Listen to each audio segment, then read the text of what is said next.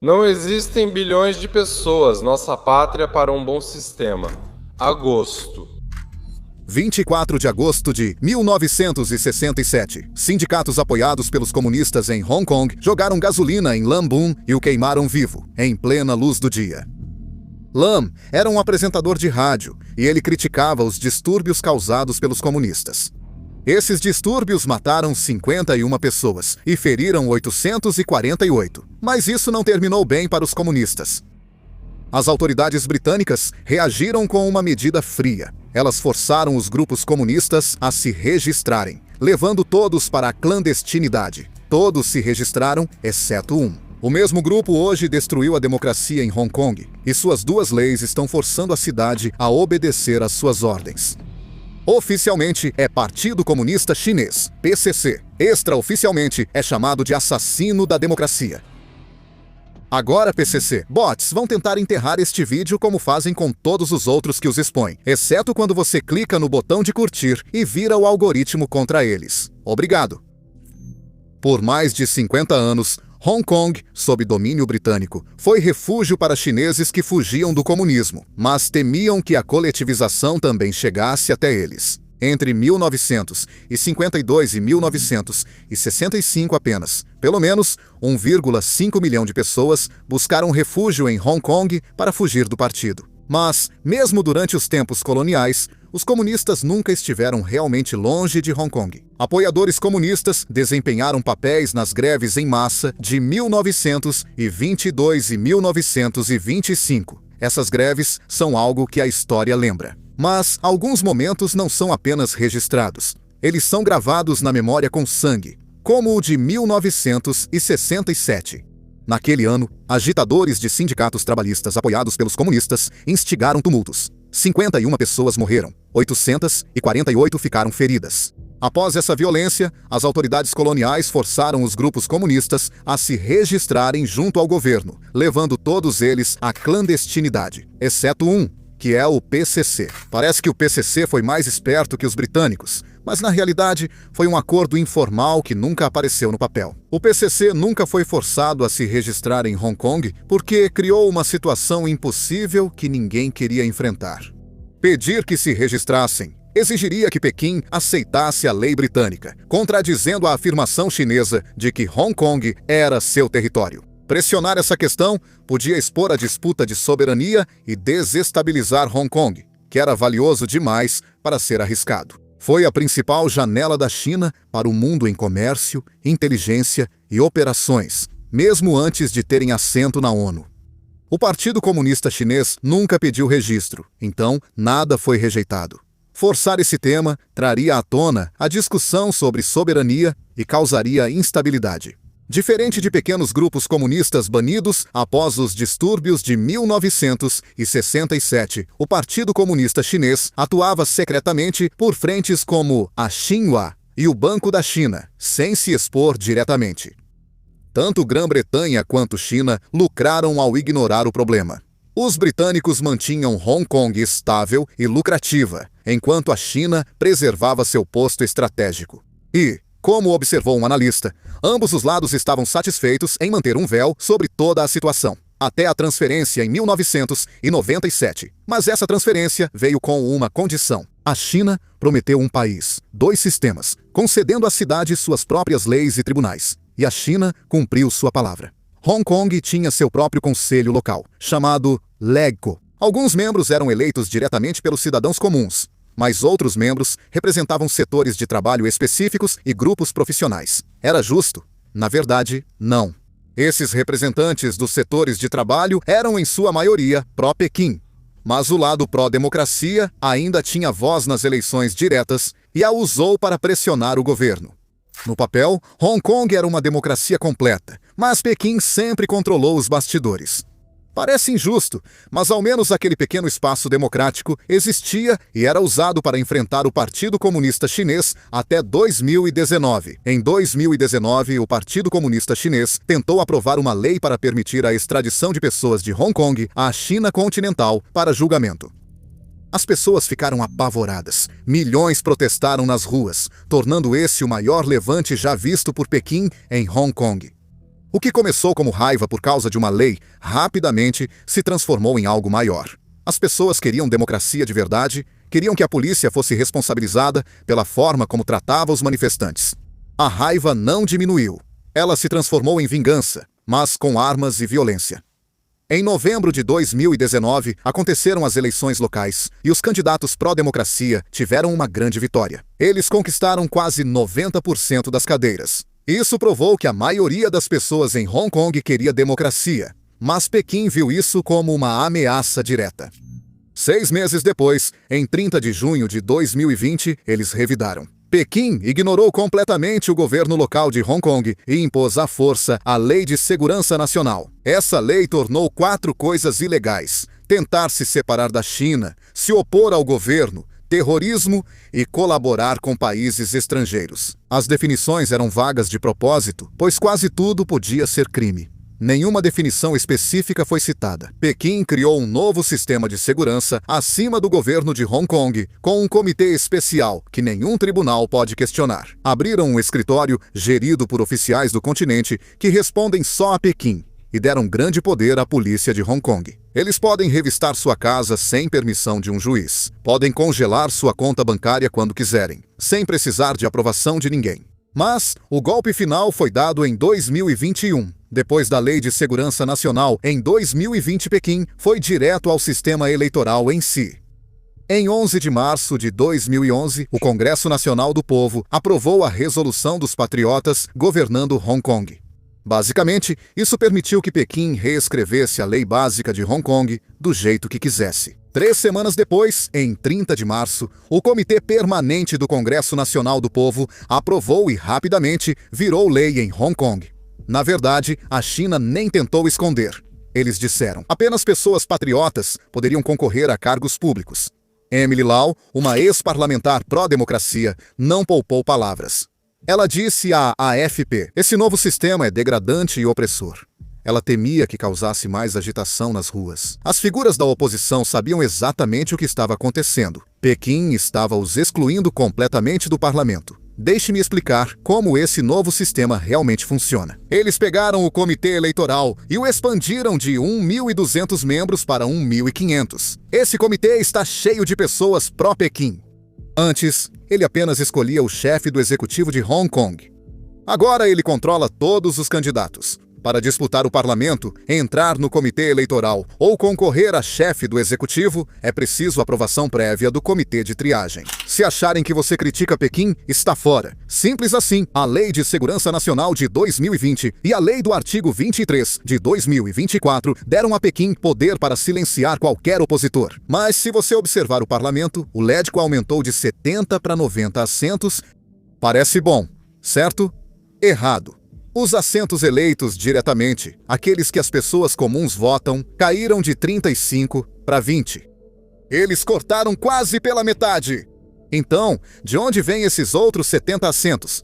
40 são escolhidos pelo comitê eleitoral. Sabe, aquele pró-Pequim. Outros 30 vêm das circunscrições funcionais, empresários, banqueiros, organizações comerciais e, historicamente, esses grupos apoiaram Pequim. Mais assentos, porém menos opções. Enquanto isso, apoiadores pró-Pequim faziam festa. Mas, do outro lado, o campo pró-democracia sabia que seu futuro político tinha acabado de ser destruído, mesmo que os eleitores claramente os apoiassem. E lembre-se, isso não surgiu do nada. Os grandes protestos de 2019, alguns violentos, foram seguidos pela vitória dos candidatos pró-democracia nas eleições do Conselho Distrital. Pequim viu isso e decidiu agir com mais rigor.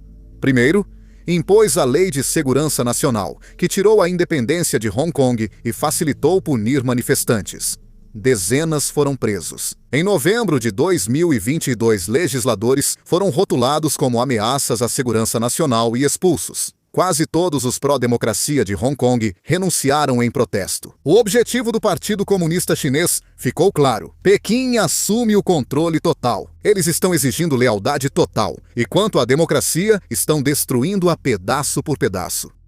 Após remodelar todo o sistema eleitoral, a China realizou novas eleições em dezembro de 2025. E foi um desastre. O governo sabia que tinha um problema. Essa foi a segunda eleição do Lédico sem nenhum candidato de oposição pró-democracia, após aquela reformulação de 2021. Então, eles fizeram de tudo para que as pessoas votassem. Cartazes de eleição e anúncios de campanha cobrem ônibus, bondes e pontos de transporte pela cidade. Eles ampliaram o horário de votação de 14 para 16 horas e instalaram estações perto da fronteira para eleitores de Hong Kong vindos da China continental no dia da eleição. Eles tentaram subornar as pessoas para votar. Quem votasse ganhava um cartão de agradecimento com descontos, sorteios e bebidas grátis em lojas e restaurantes. O governo mobilizou funcionários públicos e pediu às câmaras de comércio que incentivassem empresas a motivar seus funcionários a votar. Na véspera da eleição, eles promoveram um dia de diversão pela cidade, com galas, carnavais e visitas aos escritórios do governo. Em meio à propaganda do Partido Comunista Chinês, um evento em novembro abalou o mundo. A eleição ocorreu pouco mais de uma semana após um dos incêndios mais mortais da história de Hong Kong. No dia 26 de novembro, 7 prédios e complexos residenciais de vários andares pegaram fogo. Pelo menos 159 pessoas morreram e milhares ficaram desabrigadas.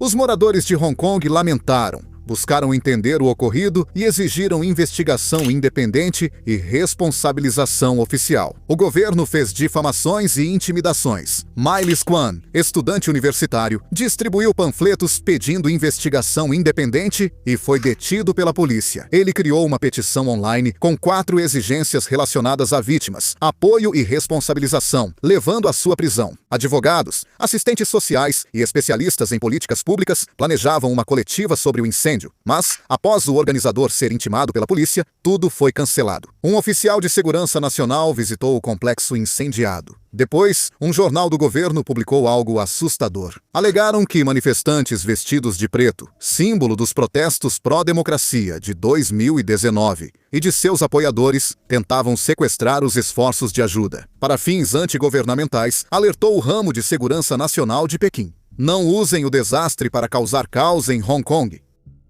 O chefe do executivo, John Lee, foi claro. Hong Kong não vai tolerar quem explora o incêndio fatal e prejudica a ajuda às vítimas. Pelo menos 3 pessoas foram presas por suposta sedição desde o incêndio. O governo de Hong Kong alertou sobre forças estrangeiras, inclusive mídias anti-China, que estariam semeando discórdia e fazendo ataques e comentários caluniosos. Os afetados pelo incêndio viraram foco de campanha para incentivar o voto. O governo informou que assistentes sociais auxiliariam vítimas a localizar locais de votação e oferecer transporte gratuito. Victoria Hui, professora associada de ciência política na Universidade de Notre Dame, notou isso de imediato. Ela afirmou: as autoridades podem estar usando isso como uma forma de monitorar os moradores, caso eles comecem a organizar oposição ao governo por causa da forma como o incêndio foi tratado. Eles querem resolver 2 problemas de uma vez, ela diz. Dias após o incêndio, o governo emitiu advertências contra a disseminação de dissidência. A mensagem era clara, mesmo em meio à tragédia. Não critique o governo depois de todo aquele esforço, todos aqueles incentivos, toda aquela pressão. A participação foi de apenas 31,9%. Apenas um pouco maior do que os 30,2% de 2021. O número real de eleitores caiu de 1,35 milhão em 2021 para 1,32 milhão. Mas se você comparar isso com 2026 impressionantes, 58,3% das pessoas votaram. Ou as eleições do Conselho Distrital de 2019, que registraram um recorde de 71,2% de participação. Quase 3 milhões de eleitores compareceram apoiando o movimento pró-democracia. A baixa participação enviou uma mensagem. As pessoas rejeitavam o que Pequim oferecia. Em outubro, vários políticos veteranos pró-Pequim anunciaram que não concorreriam mais. Quem os substituirá? Candidatos jovens com fortes vínculos políticos e financeiros com a China continental? John Burns, professor emérito de política da Universidade de Hong Kong, destacou isso. Pequim não só controlava o sistema, mas também trocava a velha guarda por pessoas mais leais ao continente. As eleições favoreceram candidatos pró-establishment, que venceram, mas o destaque foi a ausência de eleitores nas sessões. A propaganda falhou, principalmente após o incêndio, apesar dos esforços do Partido Comunista Chinês. O Escritório de Segurança Nacional da China chamou veículos de mídia estrangeiros e criticou sua cobertura do incêndio. Eles alertaram para não divulgar informações falsas ou difamar o governo. Foi a primeira vez que a mídia estrangeira foi chamada para responder críticas sobre a cobertura de um evento. Para contextualizar, Hong Kong está em 140º lugar entre 180 países no Índice Mundial de Liberdade de Imprensa da Repórteres Sem Fronteiras. As autoridades corriam para conter a indignação pública pelo incêndio. Investigações apontaram que a má fiscalização e materiais de baixa qualidade na reforma causaram a propagação do incêndio. Mas, em vez de enfrentar essas falhas, eles foram atrás de qualquer um que fizesse perguntas. Esse tipo de atitude não é novidade para Pequim. Isso parte da ideia de que reuniões após tragédias podem virar ação coletiva e a preocupação é válida.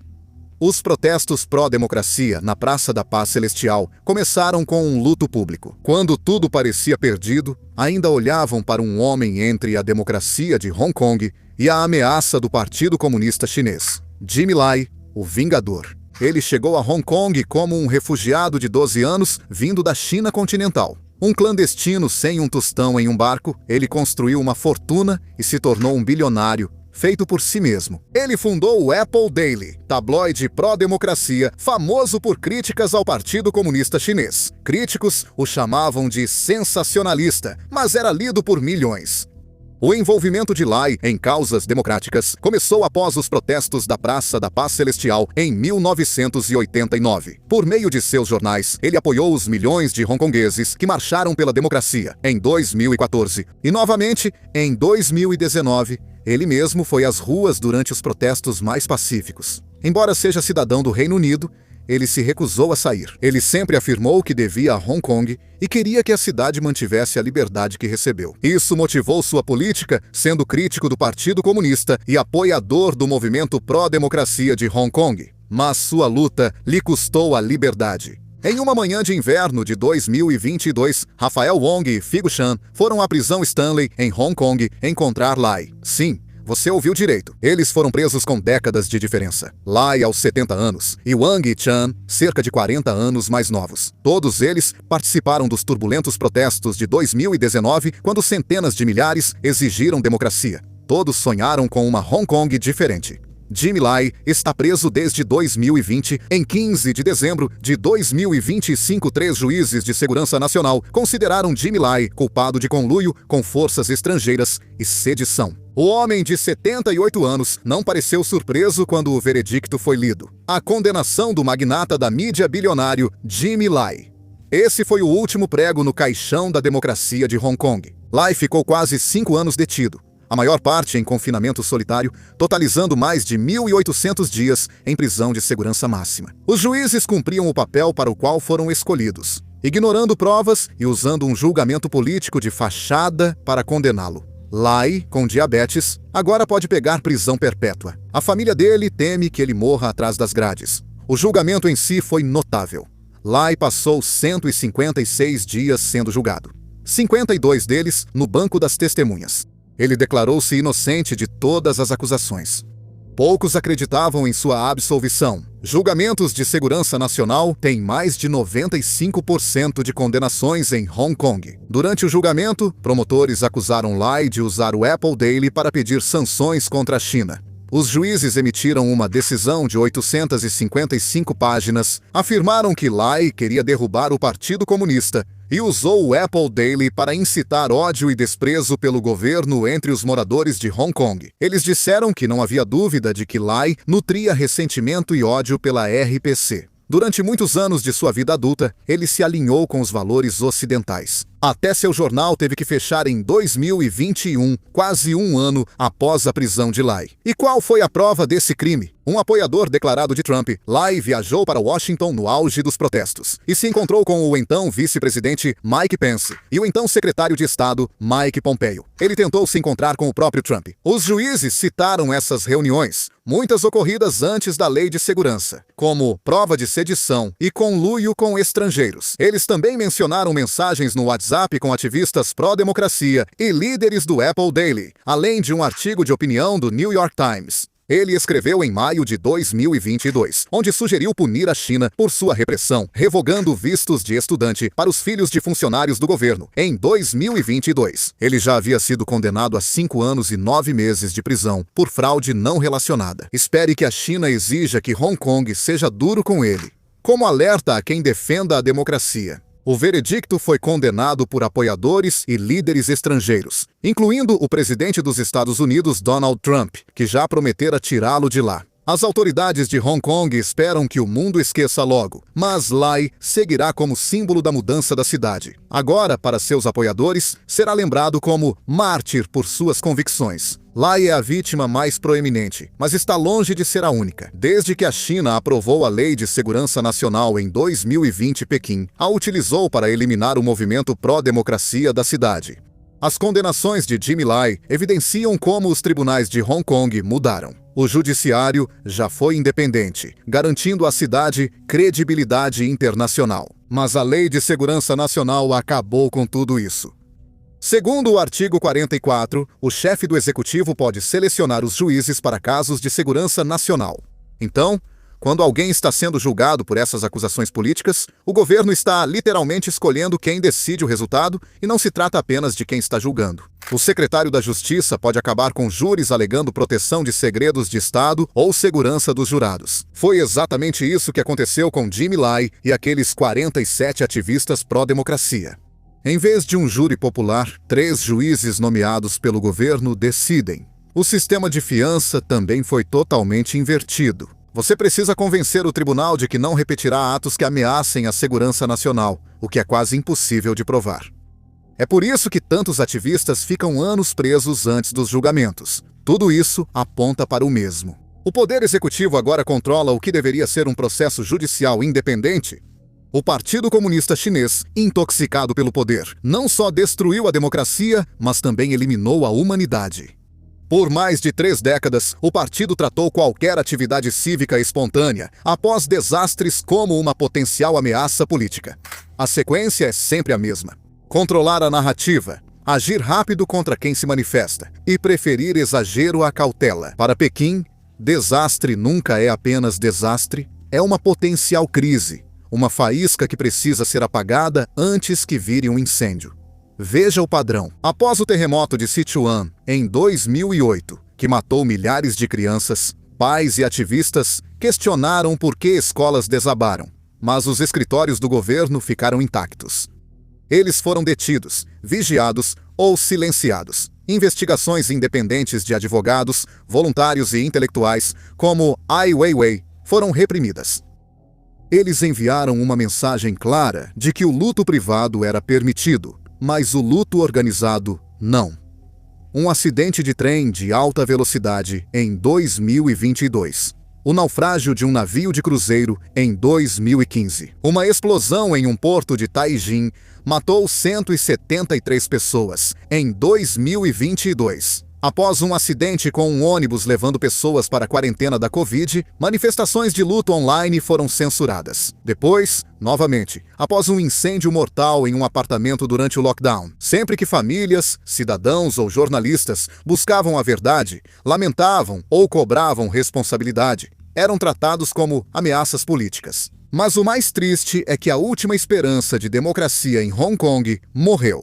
O partido político pró-democracia mais antigo e maior de Hong Kong está fechando após 31 anos. O Partido Democrático está se dissolvendo, disse Fred Lee, ex-parlamentar. Um oficial chinês disse a ele que o partido não deveria permanecer até o final deste ano, quando uma eleição será realizada. A mensagem foi clara: dissolva-se ou enfrente as consequências. Fundado por advogados e acadêmicos liberais 3 anos antes da transferência de Hong Kong para a China, em 1997, o Partido Democrático defendeu sufrágio universal, direitos trabalhistas e conservação. Quando era possível debater abertamente, eram considerados moderados e dispostos a cooperar com Pequim. Os líderes do partido tinham grande poder de voto no legislativo e espaço para criticar o governo local. Mas isso mudou após os protestos de 2019. Em 2025, o presidente do Partido Democrático, Luo Qinghai, realizou uma coletiva de imprensa. Quase 100 pessoas participaram da reunião de 2 horas. Dos 121 votos registrados, 117, ou seja, 97%, foram a favor da dissolução do partido. Os outros 4 foram votos em branco. Eric Lai, pesquisador do Centro de Direito Asiático de Georgetown, afirmou que isso mostra não haver mais formas viáveis de grupos atuarem como partido de oposição. Após Hong Kong voltar ao domínio chinês, os democratas ocuparam mais cadeiras que qualquer outro partido na legislatura pró-Pequim até 2004. Os líderes do partido eram destaque nas principais manifestações, como a vigília anual de 4 de junho, pelo massacre da Praça da Paz Celestial, e a Marcha Pró-Democracia de julho. Esses eventos não seriam permitidos na China continental e agora estão proibidos em Hong Kong. O apoio caiu em 2010, quando líderes do Partido Democrático de Hong Kong negociaram secretamente com o Escritório de Ligação de Pequim, representante do Partido Comunista Chinês, na cidade. Mas como funcionariam as eleições? Outros grupos pró-democracia consideraram isso traição. Em 2014, uma nova geração de ativistas surgiu em protestos que duraram meses, colocando o partido ainda mais à margem. Nos últimos anos, tentaram sobreviver como grupo cívico, mas não conseguiram arrecadar fundos. Muitos locais privados seguiram cancelando eventos em cima da hora. O partido doará seus ativos à Associação pelos Direitos das Vítimas de Acidentes Industriais, que defende trabalhadores feridos. Low não revelou o valor, mas o Partido Democrata não foi o único a cair. A Liga dos Sociais Democratas. A LSD anunciou sua dissolução em uma postagem no Facebook, citando uma enorme pressão política.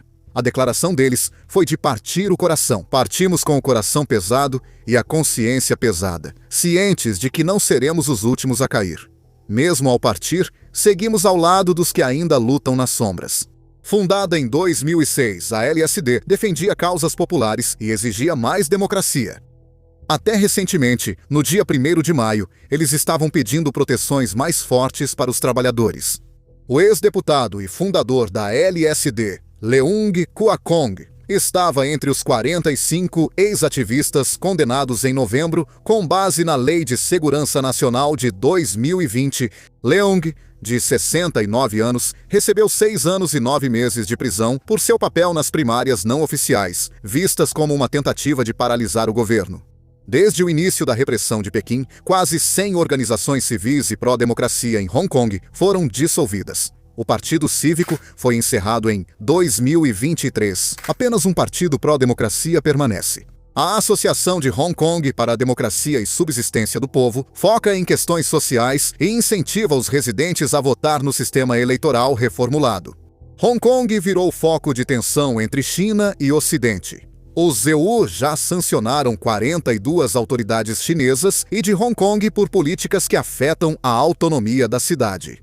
O Reino Unido foi além em seu relatório recente, declarando formalmente que a China viola continuamente a Declaração Conjunta Sino-Britânica, o tratado que deveria proteger o modo de vida de Hong Kong.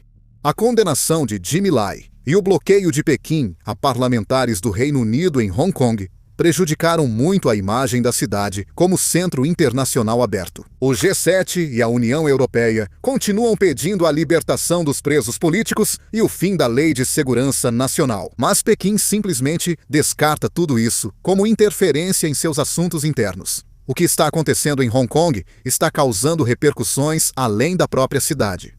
Taiwan monitora de perto os assuntos do continente. O Conselho destacou que a situação de Hong Kong prova que o modelo "um país, dois sistemas" é incompatível com a democracia. O presidente Lai Ching-te tem sido bem direto sobre isso. Ele vê a condenação de Jimmy Lai e a repressão à dissidência como a maneira de Pequim mostrar o que está disposta a fazer em toda a região. A prisão perpétua de Jimmy Lai vai além de um homem ou julgamento, representando um ponto de virada. Isso evidencia como as coisas mudaram, tanto em Hong Kong quanto na abordagem de Pequim à dissidência, aos compromissos internacionais e ao relacionamento global. A questão agora não é se Hong Kong mudou, mas sim o que vem a seguir, e se a comunidade internacional fará mais do que apenas assistir.